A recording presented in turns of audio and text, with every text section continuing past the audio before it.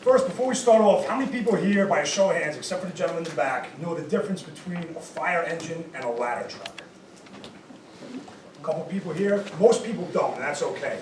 Most of the times when you see us, you see us blowing by with lights and sirens, or it's an emergency situation. You're not really paying attention to the details. You just see the big red truck, and you know that's the fire department. Basically, for our presentation here tonight, what you need to know is that the engine, the fire engine, is the piece of fire apparatus with all the hose and all the water. In the city of White Plains Fire Department, we have 5 engines. Each of those engines has a 750-gallon tank of water and a whole host of different lengths of hose, different diameters. Basically, the engine company's job when a fire arises is they get to the scene, they pull the hose, they stretch the hose, the pump operator gets the water going, and they go in. Their job is to put the fire out, put water on the fire. Once they show up to the scene, another engine company comes in behind them, and they hook up the hydrant. They provide that engine with water so they can do their job and flow water and put the flame out, getting water on the fire. Truck company or ladder company, those are interchangeable terms. I hope I don't confuse anyone. I'll try to stick to ladder company. Ladder company, we use those interchangeably. Ladder and the truck, it's the same thing. So forgive me if I go back and forth.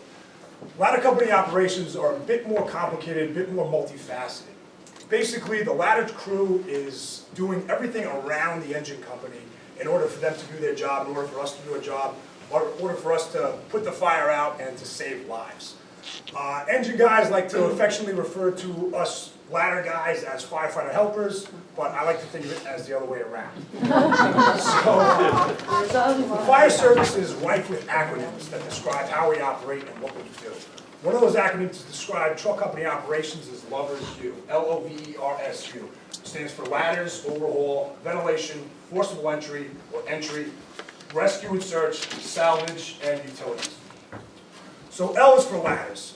Other than the big aerial ladder, as we call it, on top of the rig itself that you see us driving by in, we have a whole complement of different lengths and different size of ground ladders, extension ladders like you see painters using. We also have folding ladders. We have small portable attic ladders to get into tight spaces. We have roof ladders with hooks on the end of them that we can hook onto the ridge line of a roof if we need to get up on a roof and cut a roof open. We have a whole bunch of different ladders that we can use. We can do various different things with them. First and foremost is to make rescues. If we pull up to your house or the building, it's on fire and there's somebody hanging out the window crying for help, first thing the ladder company is going to do is put a ladder up to that window and pull you out, pull you to safety. It's the first thing we're going to do. We'll get there fast, put the ladder up, and take you out. We can also use it to gain entry to a structure. If we feel that it's quicker for us to put a ladder up and get guys in through windows or a fire escape, we'll do that. It provides us access if the first floor, the floors below are untenable due to safety conditions. We can get guys, we can put them in the second floor, put them in the fourth floor, or put them wherever we want to get them into that structure faster if we need to. It also provides us a means of egress. We can use ladders. We can strategically place the ladders around the structure on the outside, so if things go from bad to worse on the inside for the guys, we have a way to get out. Also, it's a faster way. If we make a rescue on an upper floor, we can hand off the rescue victim outside to the guys on the outside. They can take you down to safety. We also use them to operate on the roof. As before I said, we have roof ladders which have hooks on the end of them. We can put firefighters on the roof with our ground ladders or our aerial ladder, and we can use the roof ladders to cut open holes in the ceiling or in the roof, to ventilate the structure. Ladders, very important part of our job. Obviously, it's how we get our name, how we operate. It needs to be done. There's a lot of coordination involved. There's a lot of hands that need to be used in order to put them up efficiently and effectively. The next is O for overhaul. Overhaul is something that we do once the main body of fire is knocked down. Basically what we're doing is we're going through the house or where the fire was, and we're checking for fire extension. We're pulling down ceilings, we're breaking open walls, we're cutting open floors if need be. Basically, we're going around the house to make sure that all that fire is out. And what we're trying to do is prevent what's called a reignite. This is basically a property protection tactic that we use. Like I said, once the main body of fire is knocked down, Because if you're not aggressive enough in your overhaul, you can have what's called, like I said, a reignite, and 20 minutes, 2 hours, 3 hours, 4 hours later, you get a fire. The fire reignites because it's hiding somewhere in the walls that you didn't find, and your structure's engulfed in flames once again. It's a very labor-intensive job. Not a lot of guys like to do it, but it's something very important that we do to protect your property further. The next is ventilation. Ventilation is very important when it comes to fires. Basically, as a byproduct, obviously as a byproduct of combustion, there's a lot of heat, there's a lot of smoke, and there's a lot of poisonous gas that builds up.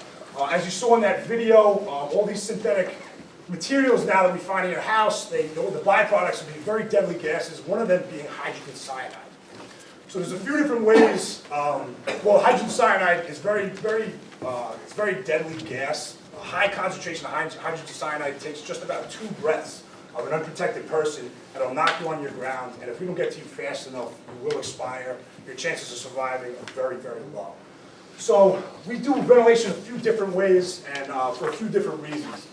We can either break windows or open them if we have to. That's called horizontal ventilation. We can get rid of the smoke and gases horizontally, or we'll do what's called vertical ventilation. And that's when you see firefighters up on the roof. We cut a hole in the roof to let all those gases and that smoke exit vertically. In the case of an apartment building, we can walk up to the bulkhead doors if there's a door to the roof, and we open up that door and we kind of use the stairwell up to the roof as it should be. Now this does a few different things for us. First and foremost, for the guys, it makes the guys who are working on the inside, makes their job a lot easier. Inside a structure, a burning structure, there's a lot of heat, there's a lot of smoke. Visibility is low and heat is high. And if you can imagine, doing a very physical job in high heat can be very fatiguing and happen very fast. The way I like to explain it is basically like wrapping yourselves in blankets and doing exercising inside an oven. If you imagine doing that, that's pretty much what it's like. It can be very, very tiring, very, very fast. So anything we can do to alleviate those external pressures on our guys on the inside, it makes our job that much easier. So not only are we getting rid of heat, we're also getting rid of the smoke that's built up inside the structure. A lot of times we get into structures and we cannot see our hand in front of our face. We're forced to crawl, we're forced to feel along the wall, along the floor. And by ventilating the structure, it lifts a lot of that smoke, it makes our job a lot easier. We can actually see what we're doing, find the fire easier, we can find all of you, any potential victims, we can find them a lot easier. We're not tripping over things, we're not tripping over each other. Very important thing that we do. So, and for you, as I mentioned before, this hydrogen cyanide gas, we not only ventilate smoke and the heat, we also ventilate that hydrogen cyanide. It exits some of that out of the structure, makes a hazardous situation much more tenable for an unprotected human being.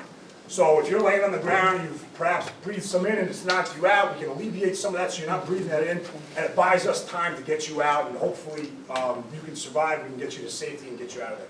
Ventilation is critically important. It's something that needs to be well coordinated with the engine company. If we start ventilating too soon or too late, it can cause problems inside the structure. If we bust open a window too soon before the engine company's ready to go, and we feed that fire with oxygen, fresh air, you can only imagine what that does to a fire. It makes it a lot worse, and makes it a lot more dangerous for the guys, anyone on the inside.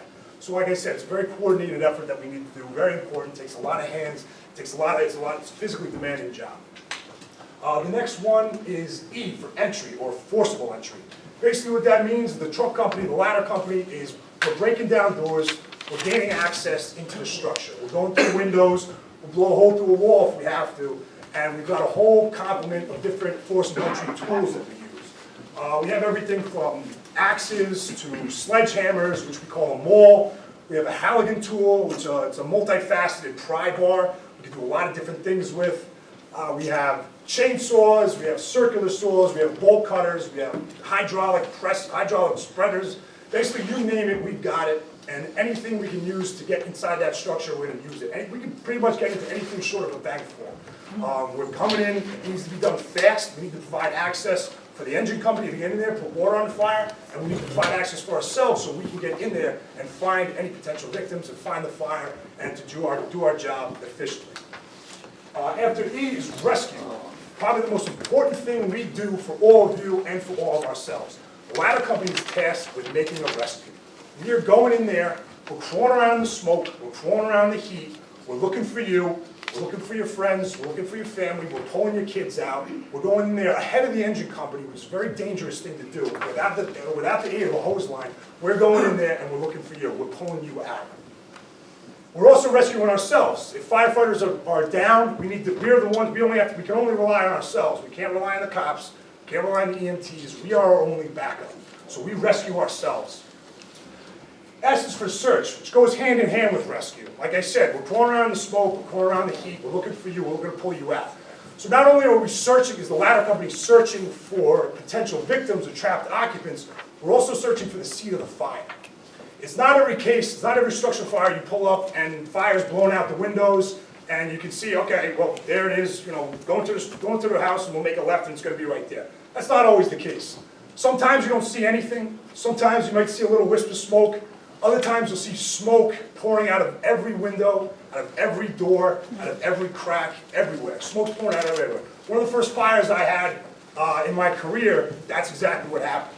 We pulled up and there was smoke pouring out everywhere. And I thought to myself, oh my God, what do we do? Luckily enough, I had experienced officers and firefighters with me. We went in there, found a fire, reported back to the engine company, and we put the fire out and saved the structure. That's another thing. We're searching for the seat of the fire because we need to coordinate with the engine company. We need to report back to them where that fire is. It's very important that we get in there fast and we tell the engine company where that fire is so they can put water on it as quickly and as efficiently as possible. If an engine company is left alone to do that by themselves, it's very, very complicated. It slows them down a great deal. Because if you can imagine pulling a charged hose line, either an 1 3/4 or a 2.5-inch hose line filled with water at high pressure, dragging that around a structure, you can get tangled up very, very quickly. If you don't have the aid of a truck company looking for that fire and telling you exactly where it is, you can get twisted. You start making lefts, you start making rights, you go up and down, you get twisted, you kink the hose, and it really hinders the progress of doing what we have to do. So search is very important what we do. Utilities. Another task of the truck company or the ladder company is to secure the utilities at a structure during a structure fire. Basically, that means the electric and the gas. We're shutting off the electric by pulling out the meter, or we're turning off the gas valve. Hopefully there's a gas valve outside. Otherwise, we're going into the basement and we're looking for that gas valve to shut it down. Doesn't take a brain surgeon to figure out that putting water on live electrical can make a hazardous situation that much more so. And obviously, natural gas, putting natural gas to a fire just goes against everything we're trying to do. So, now that you know what a ladder company does, what does that mean for you? What does that mean for the city of White Plains? Not just for the south side, not just for Ladder 34 land, as we like to call it. What does it mean for the rest of the city? Well, that means that the next available, when Ladder 34 is shut down, we have 3 ladder trucks in White Plains. Ladder 34, when it's open. Ladder 32, which rides out of Fire Headquarters, Station 6, on the corner of Mamaroneck and Maple Avenue. And then we have Tower Ladder 6, which rides out of Station 2 on Ferris Avenue, right next to the White Plains train station. So if Ladder 34 is shut down, the next available ladder truck is Ladder 32, riding out of Fire Headquarters, Mamaroneck and Maple.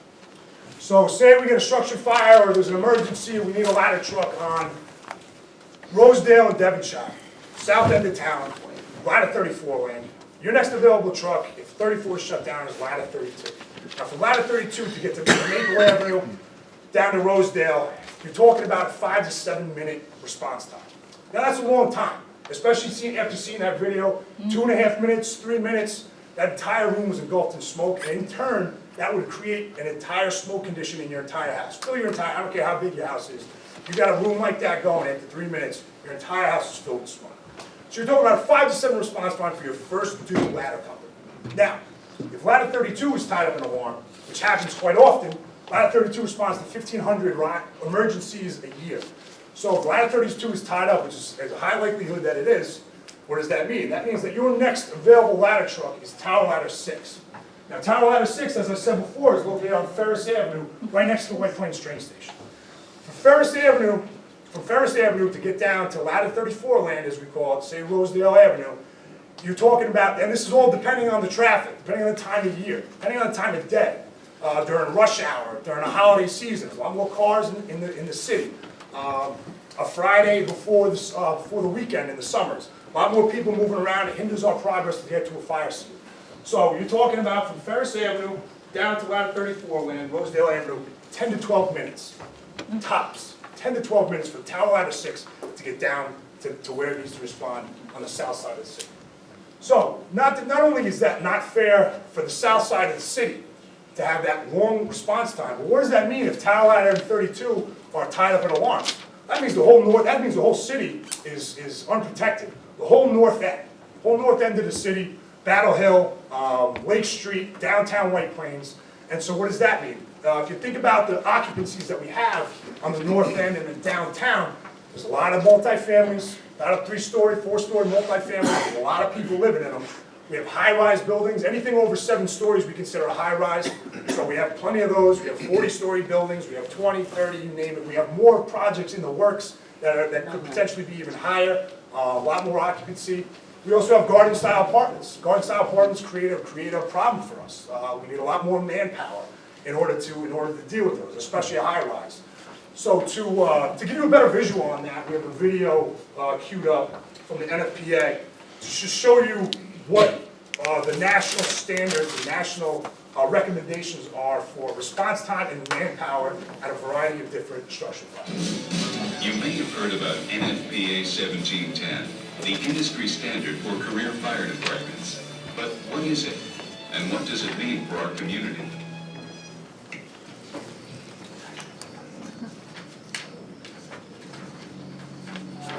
Your house is on fire. It's your worst nightmare. In just 3 minutes, a fire can grow 16 times larger than when it started. And it continues to grow bigger and faster every second. Once the clock starts ticking, there's a shrinking window of opportunity to save lives and property. You want a full crew of firefighters to put it out quickly, or you may suffer a catastrophic loss. But how many are enough?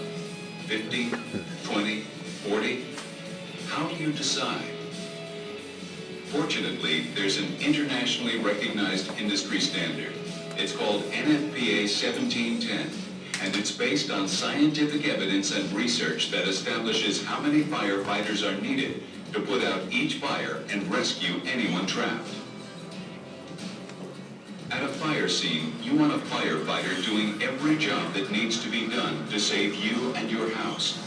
And at a fire, there's a lot that needs to be done, like stretching the hose, hooking to a hydrant, searching for trapped people, venting the hot gases, and much more. For a low-hazard single-family house fire, NFPA 1710 specifies a minimum of 15 firefighters dispatched in the initial alarm. At an open-air strip shopping center or garden apartment fire, the standard specifies a minimum of 28 firefighters dispatched in the first alarm. And for fires in high-rise buildings at least 7 stories tall, the data show that the initial dispatch should be for a minimum of 43 firefighters, and that fire departments should send additional firefighters to situations that are beyond the capability of the initial alarm. Regardless of the type of property, 1710 also sets the time of arrival on scene within 4 minutes for the first engine with 4 firefighters. The 1710 standard for both response time and crew size is based on scientific evidence, not opinion. The National Institute of Standards and Technology, known as NIST, and its partners conducted extensive research to document the optimal crew sizes for various types of structures.